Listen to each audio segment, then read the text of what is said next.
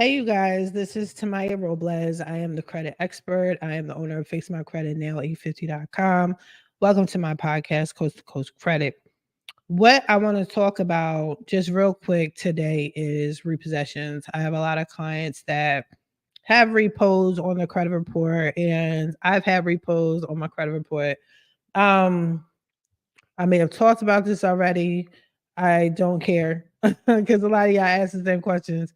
And then I try to refer y'all to my videos. Y'all don't check them out. So I'm just keep the information fresh and popping. I recently got a repo, not for non-payment. It was because my car broke down. It wasn't a busted car. I didn't put oil in the car or something like that, and it just stopped running. And I needed to take it to the shop, and I was in the middle of Easter Blip somewhere. Tow truck company decided they were going to steal my car, right? There's a lot of in between, a little bit more to that story, but in a nutshell, they did steal the car, and they took it to their place. And I wasn't going to pay for any of that. Like, I'm not going to pay you for stealing my car. Like, have at it. This is something that depreciates in value. Anyway, I digress. Fast forward, they put that shit on my credit report, right? All right, cool, boom. I wasn't worried because I already know what to do in the situation. I know how much time I have, things like that. But I want y'all to think about repossessions differently, especially when you're trying to get credit, when you're trying to get approved for a house, a car, even credit cards, whatever. And uh, you're worried about a repossession or your car about to be repossessed, whatever. Let me explain to you how it works. So, having a repossession on your credit report is a hard item, but here's let me try to give you the light at the end of the tunnel. If the credit if the creditor is not reporting the account as a repossession, that is amazing. Okay. You know it's a repossession. I know it's a repossession, but how they're reporting to the bureaus for whatever reason, it's not reporting as a repossession. That's amazing. If they're reporting it as a collection charge off, excellent. It makes it that much easier to get it off your credit report. Also, if you're going through a credit repair agency specialist, and they charge more for repossessions as they should, like I do, then you know it's not reporting that way. So you don't have to pay repossession fees, okay, because it's reporting as a collection charge off. So that's something you want to keep an eye out on. If you want to know how to read your credit report or your credit karma, I have videos on that. Go check it out. Now, that's the good thing. But if you do have a repo on your credit report and it is reporting as a repo, think back to the actual repo. Okay. This is really important. So when you have your consultation, let's say with me, fixmycreditnow850.com, and you have a repo, let me know how that process worked. In most states, and check out your state laws, okay? But in most states, it's supposed to be a step by step process when it comes to a repossession. So let's take it from the top. You have a car, and the car you're making payments on for whatever reason, you stop making payments on it. No excuses. It's a judgment free zone. We already know that. You stop making payments on the car, and then what happens? Then the lender's going to start calling you. Hey, what's going on? They're going to leave messages if once you stop answering, because you know you're ducking them. Like, let's keep it a bean. You're not paying them for a reason. You're not going to talk to them. I'm not going to call you and be like, yeah, I'm not talking. I'm not paying y'all no more. Right? Okay, boom. So you stop paying them. You stop communicating with them. They're going to call you, call you, call you, call you. Then they're going to send you letters. Hey, you're missing a payment. You didn't pay us. You owe us, blah, blah, blah. Right? This is what is supposed to happen. After a certain amount of time passes, usually about a month, maybe two, depending on your lender, what they do next is they're supposed to send you a regular letter letting you know that, hey, we were unable to reach you and you didn't pay us. We want our break. If you don't respond to that, they will send you another letter, and it's supposed to be certified mail. The repossession process has officially started. They're supposed to communicate to you each step of the way via certified mail. Again, check your state laws is different. Okay, it's different with every state, but for the most part, this is what most states follow. So after that, If you're not responding to their certified letter, they're going to send you another letter saying, okay, we called you, we text you, we emailed, we've done everything in our power. We sent you a letter, certified mail. Make sure you got it. We're now starting this process and we're coming out to repossess your car. They have to let you know. Okay. There's got to let you know they're going to repossess your car. They got to let you know the time frame of when they're going, if not a date, a time frame of when they're going to repossess your car. Everything has to be sent certified mail. Okay. Every step of the way from this point forward. Now, boom, it's the time that they need to repossess your car, right? All right. So what happens is they come out and repossess your car. Then they have to send you a certified letter stating, on this day, we repossessed your car. Here is where it's at. This is how much you have to pay, lot fees, towing fees, gas, what have you, on top of your payment with us, interest, if that's involved. Boom, certified mail, give us our bread, right? Okay. Now, after that, you ignore them, like bump that, not doing it, whatever, whatever. They give you some time, not long usually, but they say, okay, now we're going to auction this off. Okay, we're gonna send this off to auction, certified mail. Boom. Now they have to tell you this is going to be up for auction on this day at this location. Again, this has to be certified mail. All right. Now, after they do that, you have the option to buy your car via the auction.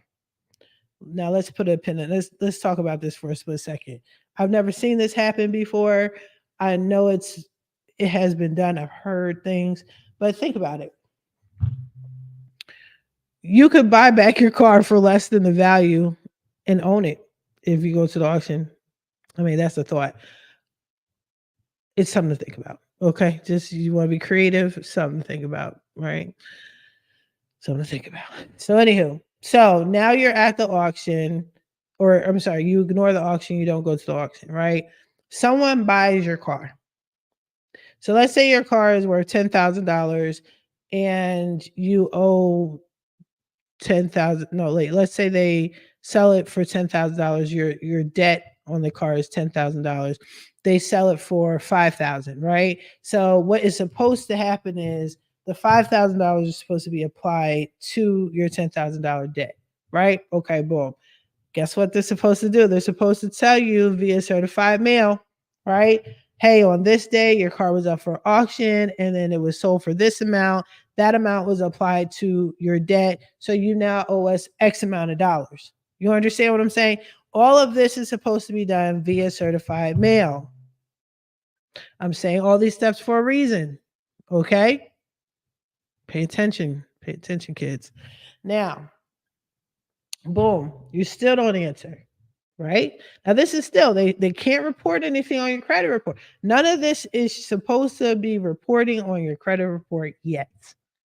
Now, if they send you that final letter and you still don't respond, that's when they're supposed to put the repo on your credit report. Okay? So they have to go through these steps first.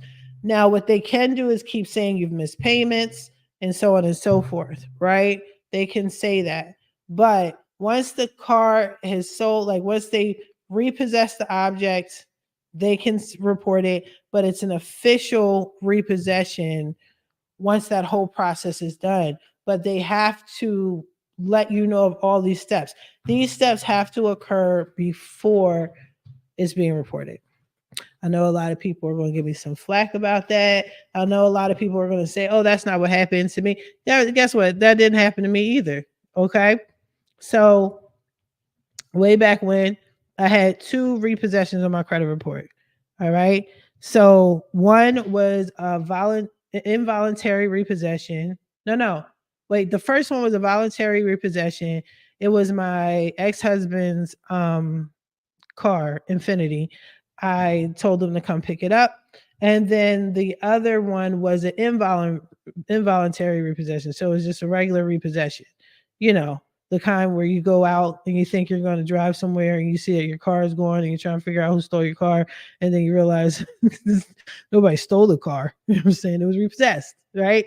So that one, that happened. So with both times, neither company properly notified me of the repossession.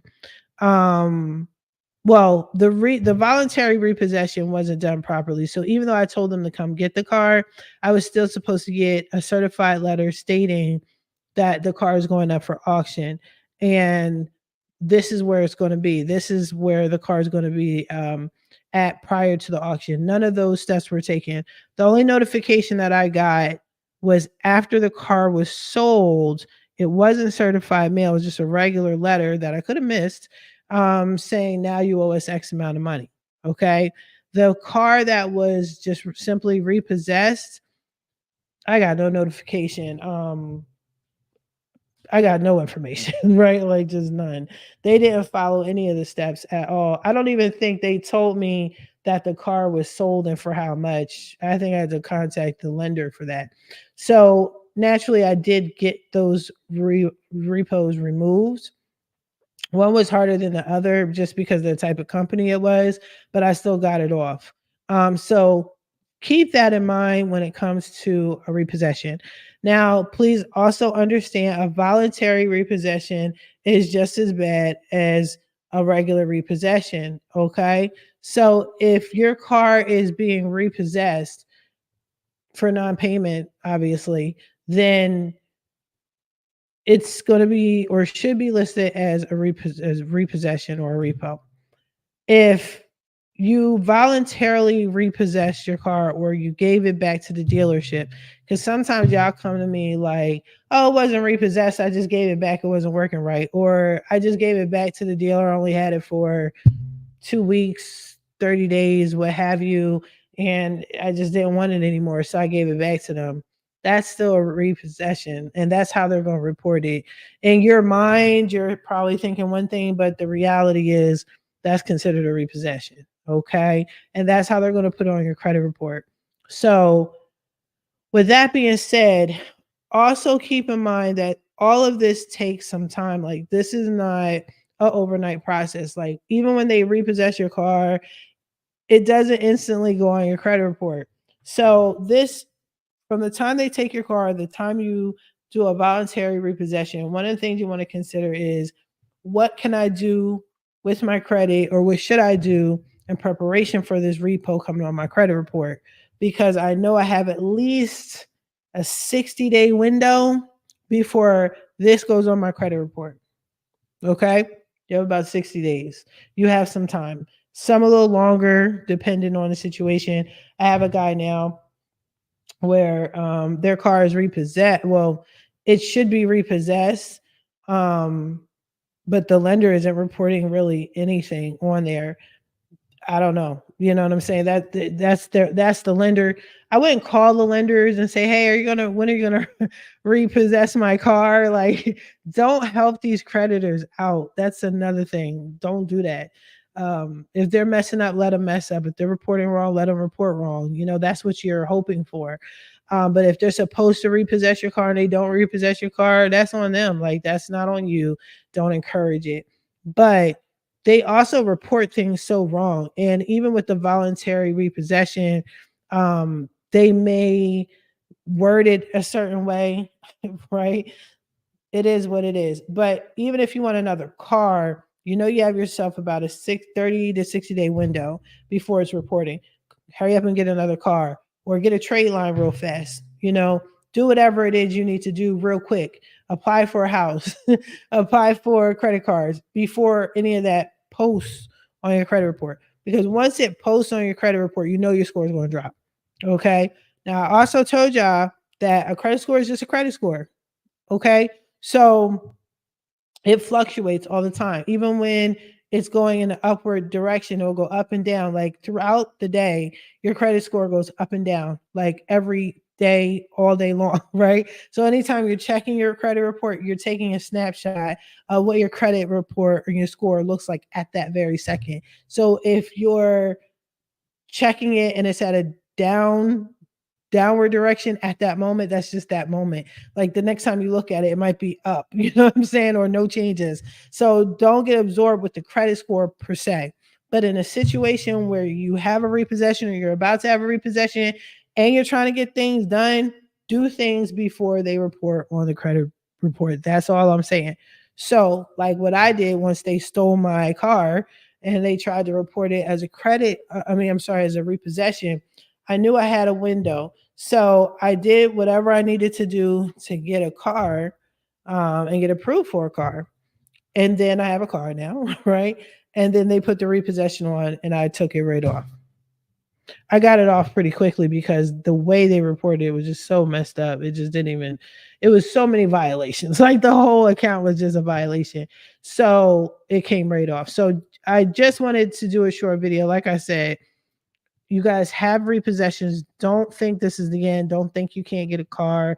Don't think you can't do anything. The thing is, a lot of these repossessions shouldn't even be reporting because they didn't properly repossess your car in the first place. Okay. So make sure you check out on those things. If you have any questions, definitely hit me up, leave a message, comment. Oh, I always forget to say in my videos. Please like and comment and share and subscribe, whatever. All right. I look forward to talking to y'all. You have a good one. Bye bye.